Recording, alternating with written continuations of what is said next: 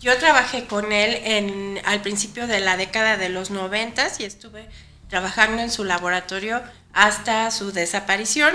Cuando él va a trabajar con Pachita, pues obviamente presencia operaciones, curaciones, cosas que su cerebro científico no podía explicar. Y esto es lo que no somos conscientes los humanos, que no estamos separados, que somos lo mismo, pero que somos individuos dentro de un todo en el cual no perdemos nuestra individualidad, pero que todos estamos unificados en lo mismo. Los de energía muy baja, pues son muy burdos y es lo más concreto y sólido que podemos percibir. Los de energía muy alta, de frecuencia muy alta, son muy sutiles y solo personas de un grado de desarrollo mental o espiritual. Y entonces estos niveles de energía, donde es posible la combinación, son los que nos van a dar los niveles de la realidad, que es lo que Jacobo también llamaba las bandas sintérgicas. Publicó 8 libros sobre los chamanes de México.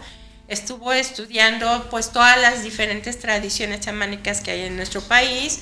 Bueno, lo que quería Jacobo era, a través de sus distintos experimentos, comprobar los postulados de la teoría sintérgica. Y para ello, pues diseñó distintos experimentos. Pero físicamente no se podía comprobar ese nivel elevado.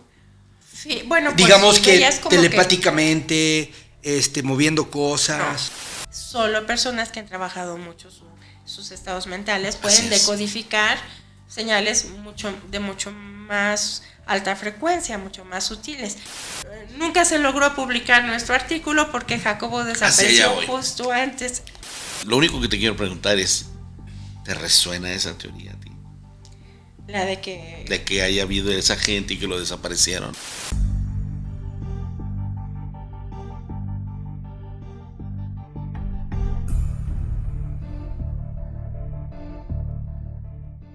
¿Cómo están, amigos y amantes de las teorías de conspiración? Aquí Goyo Ortiz en un nuevo capítulo, en una nueva emisión de esto que es... Conspiración. Como ya se dieron cuenta, está conmigo mi maestro, mi sensei, Daniel Muñoz. ¿Cómo estás, Daniel? Muy bien, qué gusto, qué honor que estemos juntos el día de hoy con nuestra invitada especial. Oye, hablando de nuestra invitada especial, quiero presentar a alguien que le agradecemos mucho su tiempo por venir aquí, Amira Valle. ¿Quién es Amira Valle? Nosotros le debíamos a ustedes un programa que íbamos a hablar de Jacobo Greenberg. Bueno, pues Amira... Ella fue asistente muchos años del Dr. Greenberg, y quién mejor que ella para que platiquemos acerca de todo esto que salió hace poquito, El secreto del Dr. Greenberg, un documental muy interesante dirigido por Ida Cuellar, en donde habla qué es lo que pasó con el Dr. Greenberg. Hay unas teorías, hay especulaciones, hay... Híjole, Daniel, cuántas cosas. Yo... veí el documental 3 veces, ya había estudiado del Dr. Greenberg. Yo tengo muchas dudas, tengo mi forma de ver las cosas. Daniel tiene otra forma de ver las cosas. Pero comencemos, Daniel. Por favor. Recordemos que el Dr. Greenberg, así rápido, fue un neurofisiólogo y psicólogo mexicano. Para mí que fue uno de los primeros que empezó a entender la física cuántica. Totalmente. Sí, estudió chamanismo. Escribió 54 libros. Y no lo digo por otra cosa, pero es judío. Los judíos tienen mucho que ver en este tipo de situaciones. Fundó un laboratorio de psicofisiología en la Universidad de Anáhuac. Y además, a finales de los 70s, hizo un mismo laboratorio, pero para la UNAM. Así es. Que es donde más creció su información y donde más... salieron muchas teorías muy interesantes que ahora yo les llamo la prehistoria de lo que hablamos ahora, sí. Pero que al final fue muy interesante y por lo que le pedimos a Mira que viniera. Daniel, por favor. Mira, a mí antes que cualquier cosa me gustaría que tú misma nos hablaras, no tanto como presentarte, yo soy Amira, soy ama de casa, no, sino desde, obviamente tú como persona, pero que desde el ámbito que nos ocupa hoy, que es el Dr. Greenberg, nos cuentes... ¿Qué relación tenías con él? ¿Eras un asistente? ¿Eras parte de su equipo de trabajo?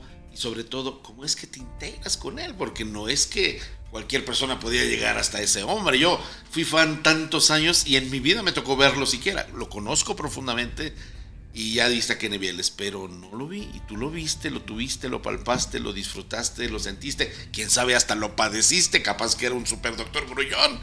Háblanos un poquito de ti en función de él y de él en función tuya, por favor. Sí, bueno, yo trabajé con él al principio de la década de los 90 y estuve trabajando en su laboratorio hasta su desaparición y unos meses después hasta que cerraron el laboratorio. La razón por la cual yo me acerqué a Jacobo fue porque yo desde chica había tenido muchas experiencias de ver cosas, saber cosas, percibir cosas, y siempre había yo buscado una respuesta, una explicación. Mi crianza nací y crecí en una familia católica, fui a un colegio católico, y realmente a través de la religión no encontré ninguna respuesta a todo lo que yo experimentaba. ¿Qué experimentabas? Exacto. Pues, por ejemplo, sabía si iba a haber un evento en la calle, no sé, yo viví, de chica eran los años 70, ¿no? Que había muchas marchas estudiantiles y todo esto, y le decía a mi mamá, ay, hoy no vayas a salir a la calle, va a pasar algo terrible, por favor. Y bueno, resulta que habían estas marchas y una vez mi mamá quedó atrapada, hasta quedó atrapada en un camión de basura y la tuvieron que bajar entre todo, o sea, porque eran muchos movimientos sociales, o sabías si, no sé, fuiste a ver a mi abuela, ay, no fui, ay, pues ya nunca más la vas a poder volver a ver, o sea, cosas de, sabías si una persona estaba enferma, o si tenía una necesidad, o pues si había muerto o iba a morir. Yo era muy pequeñita, veía cosas desagradables, era la guerra de Vietnam, y de pronto percibía cosas de mucho sufrimiento, y cuando eres niño pues no te explicas. Entonces realmente es como que mi percepción de la realidad era muy amplia, no estaba muy fija todavía, y entonces pues no encontraba mucha explicación. Entonces busqué en la ciencia a falta de que la religión me pudiera ayudar a eso, y estudié la carrera de química.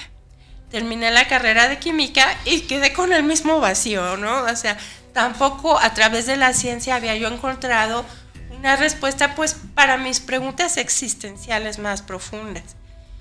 Y encontré la meditación, encontré Casa Tíbet, empecé a meditar en Casa Tíbet. ¿Ya estaba el doctor Karam con su director? Sí, él fue el fundador en 1989. Sí, porque él tuvo una gran conexión, de hecho, con el doctor. Sí, eran muy amigos, y entonces, bueno, yo ya era... ¿En qué año llegas a Casa Tíbet? En 1990. Ok. Y entonces, pues desde entonces sigo yendo ininterrumpidamente a mis clases.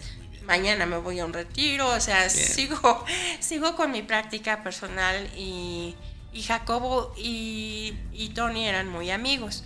Pero independientemente de eso, un día, aleatoriamente, así como, me llega un libro de Jacobo Grinberg, el de la teoría sintérgica. Okay. Y cuando lo leí, me quedé pues completamente fascinada de ver cómo un científico tenía la valentía de abordar este tipo de temáticas desde una perspectiva científica. Estamos hablando, para la gente que nos está escuchando, de la teoría sintérgica. Así es. ¿Esto tiene que ver, Pachita? Bueno, la teoría Jacobo siempre su mayor interés era el estudio de la conciencia y de la creación de la experiencia en la conciencia. Él era un neurofisiólogo y su área de estudio pues era el cerebro y cómo se crea la experiencia en el cerebro. Uh-huh. Él estudió su doctorado en Nueva York con un doctor que fue muy famoso también, Roy John, que además él fue un gran neurofisiólogo norteamericano, pero era muy pro Cuba, pro comunismo. Entonces todos los de su laboratorio estaban así de alguna manera como marcados, ¿no? Entonces estudió ahí su doctorado Jacobo.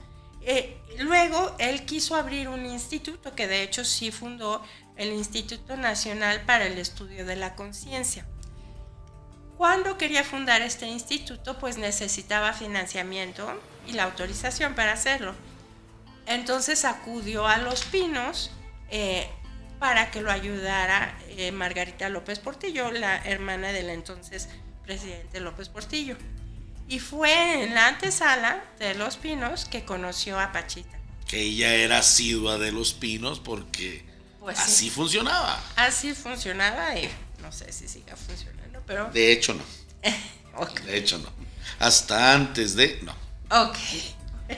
Entonces, conoce a Pachita y Pachita lo invita a trabajar con ella. Cuando él va a trabajar con Pachita, pues obviamente presencia operaciones, curaciones, cosas que su cerebro científico no podía explicar. Y esto le rompe su paradigma por completo. Y quiere explicarse cómo es posible que esto que él estaba atestiguando que era real, pudiera ocurrir. Perdón que te interrumpe, pero ¿en qué momento conoce al doctor Greenberg?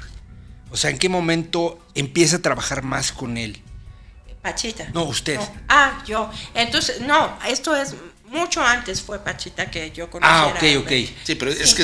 Es correcto porque efectivamente el doctor Greenberg, siendo científico, él era completamente contrario a todo este tema. Exacto. Lo puedo decir y voy a usar términos de la sintergia y de eso que él tanto habló y que tanto promulgó, que es precisamente el potencial transferido. A través del potencial transferido yo supe de él que precisamente si era escéptico era poco, era recalcitrante en contra de estas ideas. Así que esto que nos está contando es como, corrígeme si estoy mala mira, es como ese rompimiento del cascarón en el cual científicamente él estaba envuelto y se dio cuenta de que era expansivo exponencialmente y que ese fue el gran gatillo que hizo que detonara y que se conectara contigo, porque si no, no habría abierto esa posibilidad. ¿Me equivoco? No. Pues en realidad fue así. Su experiencia con Pachita rompe por completo el paradigma científico que él tenía. El paradigma fundamental de la ciencia es que la conciencia es un epifenómeno de la materia. Es decir, la conciencia surge a partir de la actividad eléctrica del cerebro. Así es. Y esto, lo que él había presenciado, la creación de materia, estas operaciones chamánicas, eran imposibles desde esta perspectiva. Entonces el doctor Greenberg hace algo que es lo que realmente es trascendental en su obra, y es que presenta un nuevo paradigma para poder explicar todos estos fenómenos. Y este nuevo paradigma es que la conciencia es la base fundamental a partir de la cual se crea la experiencia y a partir de la cual se crea la materia. Es decir, la conciencia es la base, la materia surge de la interacción de la conciencia con lo que él denomina la latiz, que es una matriz de información. Y entonces el doctor Greenberg lo que hace es postular la naturaleza cuántica de la conciencia. ¿Qué quiere decir esto? Que él postula que nuestro cerebro genera un campo neuronal. Un campo neuronal es la suma de la actividad eléctrica de todas las neuronas, genera este campo que interactúa con la latiz, y de esta interacción surge lo que conocemos como realidad. Déjame traducirlo de una manera que creo que nuestro público nos va a entender muy bien. Es como si todas las neuronas tuvieran, como los seres humanos, porque como es arriba es abajo, un aura. Y todas las pequeñas auras de todas las neuronas expanden precisamente por volumen, y esa aura se da cuenta que está integrada dentro de una aura mayor, que es precisamente la latiz. Y esto es lo que no somos conscientes los humanos, que no estamos separados, que somos lo mismo, pero que somos individuos dentro de un todo en el cual no perdemos nuestra individualidad, pero que todos estamos unificados en lo mismo. ¿Es por ahí? Es por ahí, y entonces nuestro propio campo neuronal interactúa con la información de la latiz, genera esta distorsión que luego nuestro cerebro percibe e interpreta como la realidad. Así es. Entonces, depende de la calidad, digámoslo así, del campo neuronal, es decir, depende de qué tan trabajada está tu mente, qué tan trabajado está tu cerebro, va a ser el nivel de sintergia que tu cerebro sea capaz de generar. ¿Qué es la sintergia? Explícanos. La sintergia es justamente esta actividad de nuestro cerebro. La palabra sintergia viene de mezclar síntesis y energía, porque viene de esta energía, y él decía que es como si nosotros pudiéramos conectar diferentes niveles de la latiz. Los de energía muy baja, pues son muy burdos y es lo más concreto y sólido que podemos percibir. Los de energía muy alta, de frecuencia muy alta, son muy sutiles y solo personas de un grado de desarrollo mental o espiritual pueden percibir esta energía más sutil. No quiere decir que no exista, quiere decir que el órgano a través del cual percibimos no está lo suficientemente desarrollado para percibir cosas muy sutiles como lo hacen los lamas, los chamanes. ¿Cuál sería ese órgano? ¿O tú? ¿Cuál sería ese órgano? El cerebro y el corazón. Exactamente.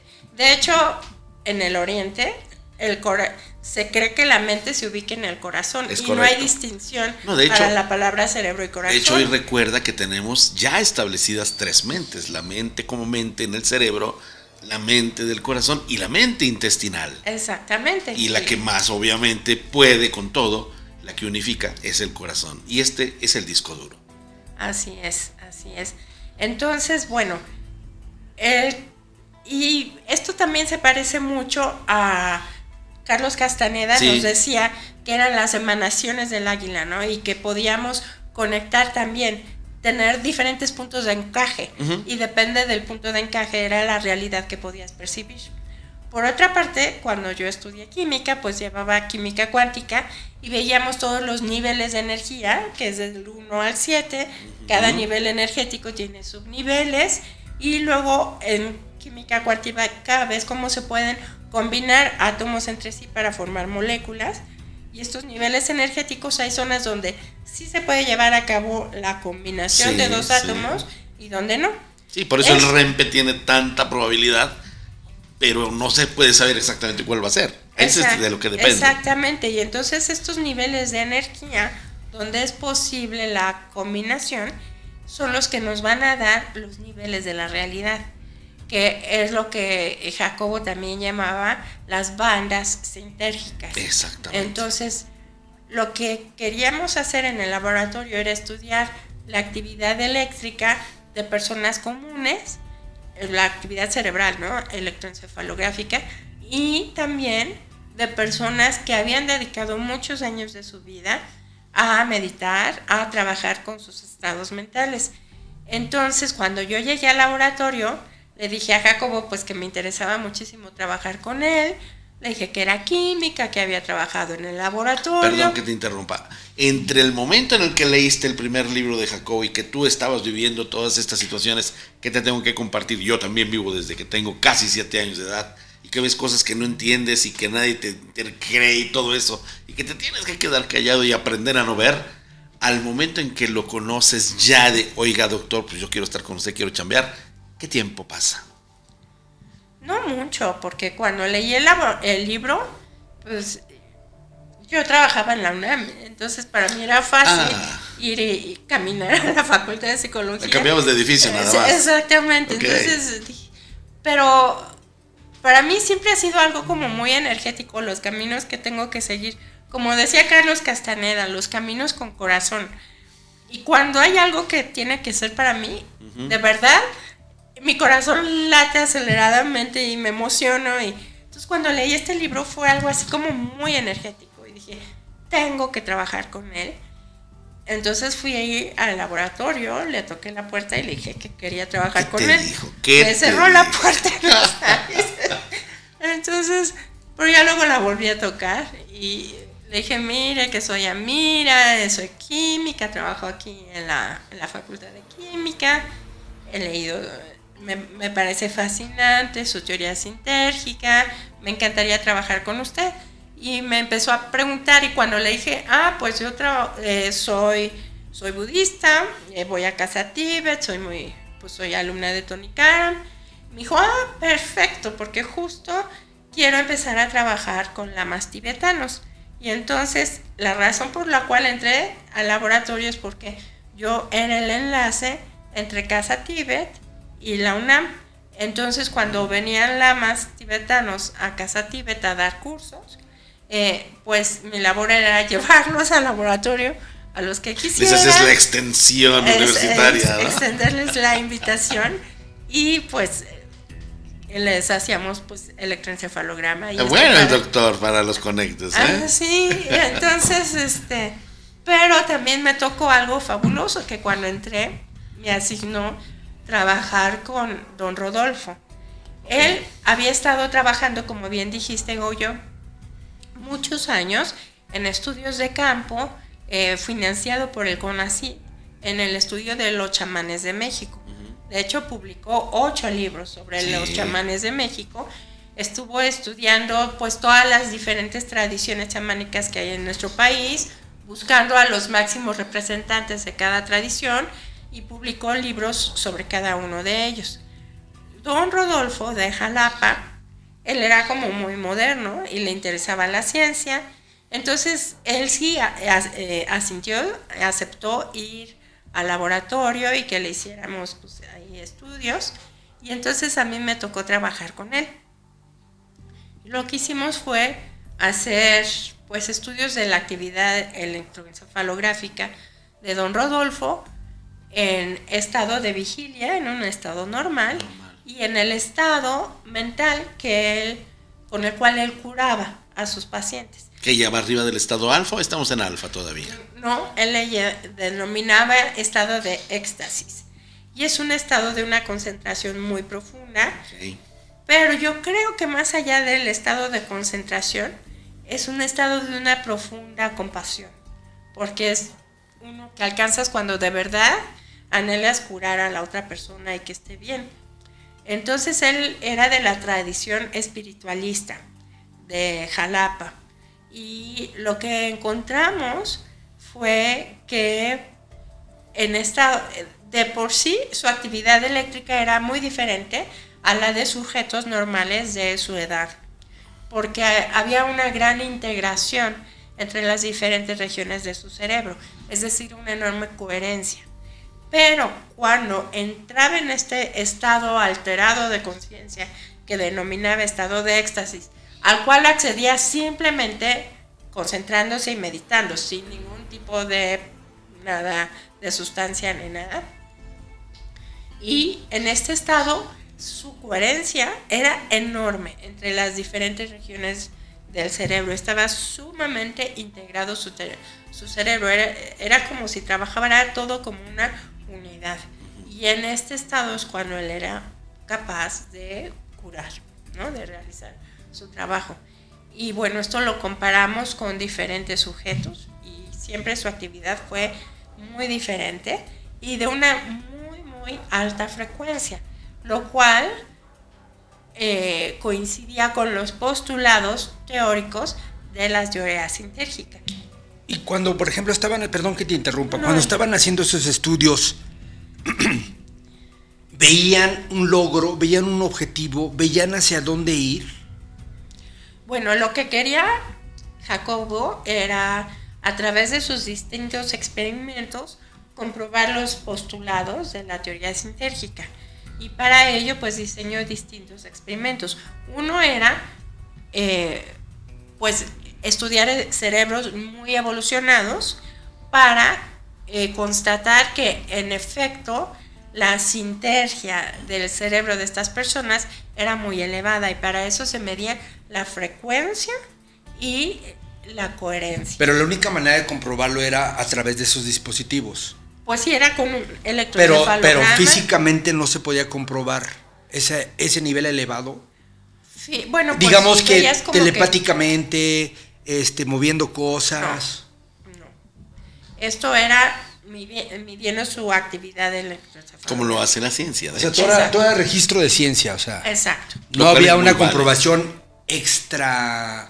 Bueno, pues los testimonios de sus pacientes, ¿no? Que se curaban. Claro, lo que hacía Pachita, por ejemplo, exacto, que era totalmente fuera de lo cotidiano. No quiero Exacto. llamarle extranormal ni paranormal porque no es ni extra ni paranormal. De hecho, es lo más simplemente normal. una realidad más Claro. amplia, ¿no? Como dicen, nos enseña que la realidad es muy estrecha. Sí. Y aprendemos a ver solo esta estrecha parte de las posibilidades como la realidad, cuando Sí. en realidad es muchísimo más amplia, Exactamente. pero no tenemos la capacidad de decodificarlo. Solo personas que han trabajado mucho sus estados mentales pueden Así es. decodificar señales de mucho más alta frecuencia, mucho más sutiles. Y por eso queríamos trabajar con lamas y con chamanes. Y lo que encontraron fue precisamente lo que muchos años antes nosotros habíamos encontrado en el cerebro de Exacto. don Rodolfo, esta gran integración Así entre es. las diferentes áreas del cerebro. Nada más que pues nosotros nunca se logró publicar nuestro artículo porque Jacobo allá desapareció voy. justo antes. Lo único que te quiero preguntar es, ¿te resuena esa teoría a ti? La de que De que haya habido esa gente y que lo desaparecieron.